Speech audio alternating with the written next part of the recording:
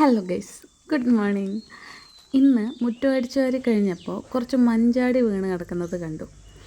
മഞ്ചാടി എന്ന് പറഞ്ഞാൽ അതെനിക്ക് എപ്പോഴും ഒരു വീക്ക്നെസ്സാണ്. ഞാൻ എവിടെ കണ്ടാലും മഞ്ചാടി പെറുക്കും. ഇവിടെ നിന്ന് അച്ഛൻ പറയും എനിക്ക് ചെറിയ കുട്ടികളുടെ സ്വഭാവമാണ്, കാണുന്നതൊക്കെ പെറുക്കിയെടുക്കുമെന്ന്.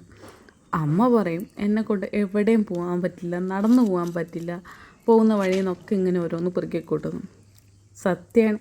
പണ്ട് സ്കൂൾ മുതൽ, അതായത് LP-യിലോ UP-യിലൊക്കെ പഠിക്കുമ്പോൾ തൊട്ടേ എൻ്റെ ഒരു ശീലമാണ് വഴിയിൽ നിന്ന് എന്ത് കാണാൻ ഭംഗിയുള്ളത് അല്ലെങ്കിൽ എന്നെ ആകർഷിക്കുന്ന എന്ത് കിട്ടിയാലും ഞാൻ പെറുക്കി ബാഗിലിടും. അങ്ങനെ എപ്പോഴോ മനസ്സിൽ കടന്നുകൂടിയ ഒരു പ്രണയമാണ് മഞ്ചാടിയോട്. അത് ഇന്ന് വരെ വിട്ടുപോയിട്ടില്ല. ഇത് കണ്ടോ, ഇത്രയും മഞ്ചാടി കളക്ഷൻ ഉണ്ട് എനിക്കിപ്പോൾ. ഇവിടെ ഞാൻ ബോട്ടിൽ വെച്ചേക്കുന്നത് തീർന്നു പോയ പെയിൻറ്റിൻ്റെ ബോട്ടിൽസാണ്. ഇത് ഞാൻ ഇന്നാളൊരു ദിവസം ബാഗ് വൃത്തിയാക്കിയപ്പോൾ കിട്ടിയ മഞ്ചാടി എടുത്ത് വെച്ചതാണ്. അപ്പോൾ അതിലേക്ക് നമുക്ക് ഇപ്പോഴത്തെ മഞ്ചാടിയും കൂടി ഇട്ട് വെക്കാം. അതല്ലാണ്ട് വേറൊരു വലിയ ബോട്ടിൽ ഞാൻ വൃത്തിയാക്കി വെച്ചിട്ടുണ്ട് മഞ്ചാടി ഫില്ല് ചെയ്യാൻ വേണ്ടിയിട്ട്. ഈ മഞ്ചാടി ഓർമ്മകൾ എന്ന് പറഞ്ഞാൽ എൻ്റെ ചെറുപ്പകാലത്തെ ബാല്യകാല ഓർമ്മകളുമായിട്ട് വളരെ അടുത്ത് നിൽക്കുന്നൊരു സംഭവമാണ് ഈ മഞ്ചാടി. കാരണം അച്ഛൻ്റെ തറവാട്ടിൽ ഒരു വലിയ മഞ്ചാടി മരം ഉണ്ടായിരുന്നു. ഞാൻ ഒറ്റയ്ക്കാണ് മിക്കവാറും കളിക്കാനും ഇതാക്കാൻ, ബാക്കിയൊക്കെ ചേച്ചിമാരും കാര്യങ്ങളൊക്കെ ഓരോരുത്തരും പഠിക്കേണ്ട തിരക്കിൽ അങ്ങനെയൊക്കെ ആയിരിക്കും. ഞാൻ ഒറ്റയ്ക്ക് നടക്കാൻ ഇഷ്ടപ്പെടുന്ന ഒരാളും കൂടിയാണ്. അങ്ങനെ പറമ്പിലും തൊടിയിലൂടെയൊക്കെ നടന്ന് മഞ്ചാടിയെല്ലാം പെറുക്കി അതൊക്കെ ഞാൻ സൂക്ഷിച്ചു വെക്കുമായിരുന്നു. അതെല്ലാം സൂക്ഷിച്ചു വെക്കുക മാത്രമല്ല, എനിക്ക് മഞ്ചാടീൻ്റെ ചുവട്ടിൽ നിന്നാണോ എവിടെ നിന്നാണോ എന്നറിയില്ല, പറമ്പിൽ അങ്ങനെ എപ്പോഴോ നടന്ന് കളിക്കുമ്പോൾ ഒരു ചെറിയൊരു കല്ല് കിട്ടിയിട്ടുണ്ടായിരുന്നു. കാവിലൊക്കെ ഉണ്ടാവില്ലേ ഒരു പ്രത്യേക നല്ല ഭംഗിയുള്ളൊരു കല്ല് വിഗ്രഹമായിട്ട്, അത് പ്രതിഷ്ഠയായിട്ടുണ്ടാവുന്ന അതുപോലത്തെ ഒരു കല്ല് കിട്ടിയിട്ടുണ്ടായിരുന്നു. ഞാനതിനെ കഴുകി വൃത്തിയാക്കി, എന്താ പറയുക, അതിനൊരു മഞ്ചാടി ദേവതെന്ന് പേരും ഇട്ട് ഒരു പ്രത്യേക സ്ഥലത്ത് വെച്ച് ഈ മഞ്ചാടി വാഴയിലയിൽ വെച്ചിട്ട് അതിൻ്റെ കൂടെ ചെമ്പരത്തി തെച്ചിപ്പൂവൊക്കെ വെച്ച് പൂജ നടത്തുമായിരുന്നു. ഒരു ചെറിയ അമ്പലം പോലെ അങ്ങനെയൊക്കെ കളിക്കുമായിരുന്നു. കൂടെ എൻ്റെ അനിയത്തിയും ഉണ്ടാവും.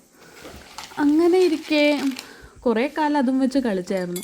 അപ്പോഴാണ് എപ്പോഴോ ഒരിക്കൽ അച്ഛൻ വിറകുപുര കെട്ടുമ്പോൾ ഈ ഓല മെടഞ്ഞിട്ട് കഴിഞ്ഞിട്ടാണെന്ന് തോന്നുന്നു ഈ തോട്ടിലൊക്കെ കൊണ്ടുപോയിട്ട് അത് പുതിരാൻ വെക്കും.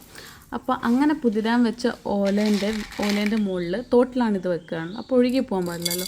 വെയിറ്റായിട്ട് അച്ഛൻ കൊണ്ടുപോയി വെച്ചത് ഈ കല്ലാണ്. പിന്നീട് ഞാൻ ആ കല്ലിനെ കണ്ടിട്ടേയില്ല. അത് കഴിഞ്ഞൊരു 10ാം ക്ലാസ്സൊക്കെ എത്തിയപ്പോഴാണെന്ന് തോന്നുന്നു ഞങ്ങൾ വീട് മാറിയത്. അതുവരെ എൻ്റെ കയ്യിൽ ഒരുപാട് മഞ്ചാടി കളക്ഷൻ ഉണ്ടായിരുന്നു, എന്നെ തീരത്തത്ര. ആ വീട് മാറുന്ന സമയത്ത് ഈ മഞ്ചാടി അമ്മ ആർക്കോ എടുത്തു കൊടുത്തു. എന്താണെന്ന് അറിയില്ല, മഞ്ചാടി ശാപമായിരിക്കും. എനിക്ക് ആ മഞ്ചാടിപ്രാന്ത് ആ സമയത്ത് അപ്പോൾ എടുത്തു കൊടുത്തതിന് ശേഷം എൻ്റെ മഞ്ചാടിപ്രാന്ത് കുറച്ച് കുറഞ്ഞു. അമ്മയ്ക്കാണെങ്കിലോ മഞ്ചാടിപ്രാന്ത് വന്നു. അമ്മ പിന്നീട് കാണുന്നിടത്തു നിന്നൊക്കെ മഞ്ചാടി പെറുക്കാൻ തുടങ്ങി. അമ്മ അതിനായിട്ട് ഈ മഞ്ചാടി ഇട്ട് വെക്കാനായിട്ട് ചെറിയ ഉരുളിയും വാങ്ങി.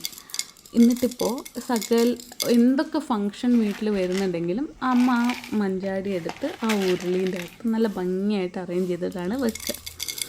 അങ്ങനെയുള്ള ഒരുപാട് മഞ്ചാടി ഓർമ്മകൾ എൻ്റെ മനസ്സിലിങ്ങനെ ഓടി വരും. പണ്ടൊക്കെ ഞാൻ വിശ്വസിച്ചിരുന്നത് മരത്തിൽ നിന്നും ചാടിപ്പോയതുകൊണ്ടാണ് മഞ്ചാടിക്ക് മഞ്ചാടി എന്നുള്ള പേര് വന്നതെന്നാണ്. ഇപ്പോഴും ചിലപ്പോൾ അതുകൊണ്ടായിരിക്കും മഞ്ചാടിക്ക് അങ്ങനെ പേര് വന്നതെന്നാണ് ഞാൻ കരുതുന്നത്.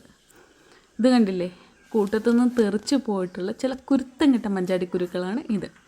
ബോട്ടിലേക്ക് വീഴാൻ മടി കാണിച്ചിരുന്നവ, അവരെയും കൂടി കുപ്പിയിലാക്കി ഞാൻ വൃത്തിയിൽ അറേഞ്ച് ചെയ്ത് വെച്ചിട്ടുണ്ട്. ഇനി ഈ കുപ്പി ഫുള്ളാവുന്നത് വരെയുള്ള കാത്തിരിപ്പാണ്.